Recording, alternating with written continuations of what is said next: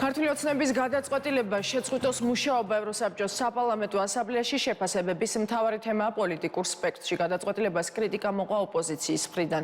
ასევე საკუთარ და ქართველი ხალხის დამსახურებად მიიჩნევენ იმას, რომ მათი მოთხოვნა ევროსაბჭომ ნაწილობრივ გაითვალისწინა და ქართულ დელეგაციას უფლებამოსილება აპრილამდე დათქმებით გაუგრძელა. განსაკუთრებით მნიშვნელოვნად მიიჩნევენ დათქმას ახალი არჩევნების საჭიროების შესახებ.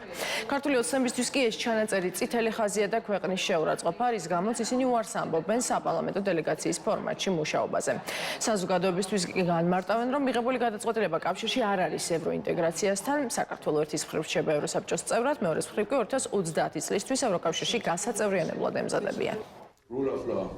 ასამბლეამ პრაქტიკულად შეზღუდა ყველანაირი ფუნქციონირება ქართული ოცნების პასეში. მათ შეუზღუდეს ყველა ფუნქცია და ფორმალურად დატოვეს იმ პირობის შესრულებისთვის, რომელიც არის მოთხოვნილი. ეს არის მნიშვნელოვანი წარმატება, მნიშვნელოვანი ნაბიჯი არაღიარების პოლიტიკისთვის, ქართული ოცნების იზოლაციისთვის, სანქცირებისთვის და რაც თავარია, ჩვენი პოლიტპატიმრების გამოშვებისთვის და მოძალადეების დასჯისთვის.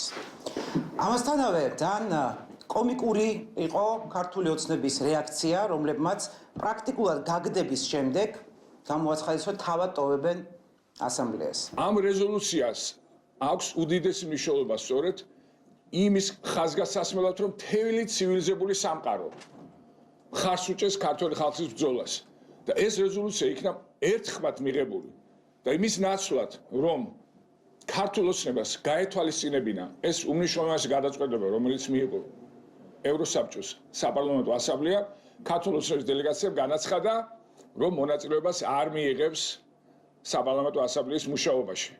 და ეს არის სწორედ ის რეალობა, რომელიც დგას ახლა ჩვენი ქვეყნის წინაშე, როდესაც ქართული ოცნების ძალისხმევით ქვეყანა არის სრულად იზოლირებული ცივილიზებული სამყაროსგან და სრულ დევიზის ღირსებით ევროპისკენ ნაცვლად ქართული ოცნებამ დააყენა რეალობა კუდამოძუებული ევროპიდან. ტრაგედია არის ის, რომ 1999 წლის 27 იანვარს ესეც რაღაცნაირად სიმბოლურია, რომ ისიც იანვარში იყო ზურა ჟვანიას წელიწადობილი ფრაზა მე ვარ ქართველი, მას შესაძლოა მე ვარ ევროპელი, როდესაც ევროპის საბჭოს წევრი გახდა საქართველო და 26 წლის თავზე ქართველი ხალხისთვის დაუკითხავად ივანიშვილის ეგრეთ წოდებული ხელისუფლება, ისე რომ ხალხს არ ეკითხება, უბრალოდ ეს ასე წარკვეთილად გადაწყვიტა, რომ აი მე ვტოვებ, თითქოს დაასწრო ევროპის საბჭოს. ვიმეორებ, ეს არის ეროვნული ინტერესების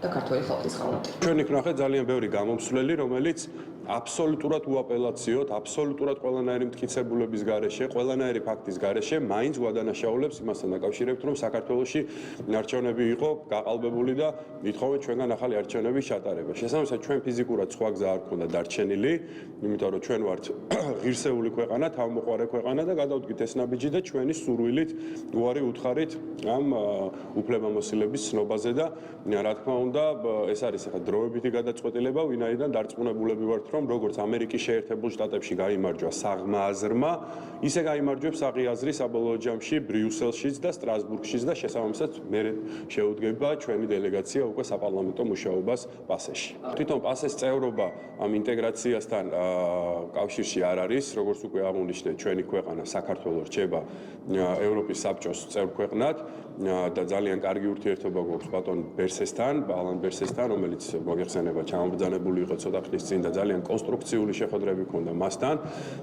და ის საკითხიც, რომელიც ამ განხილვებშიც მონაწილეობდა, ისევე ეს გამჭვირვალობის კანონთან დაკავშირებული თემა, ჩვენ შეთანხმებულები ვართ ბატონ ბერსესთან, რომ შეიქმნება სამუშაო ჯგუფები და ვიმსჯელებთ უკვე თუ რა ნაწილში არ შეესაბამება მათი გადმოსახედიდან ეს კანონი ევროპულ ღირებულებებს და რა თქმა უნდა, თუ ისინი დაგვისაბუთებენ, ჩვენ მზად ვართ, რომ ამ კანონში რაღაცა ცვლილებების შეტანა მოვახდინოთ.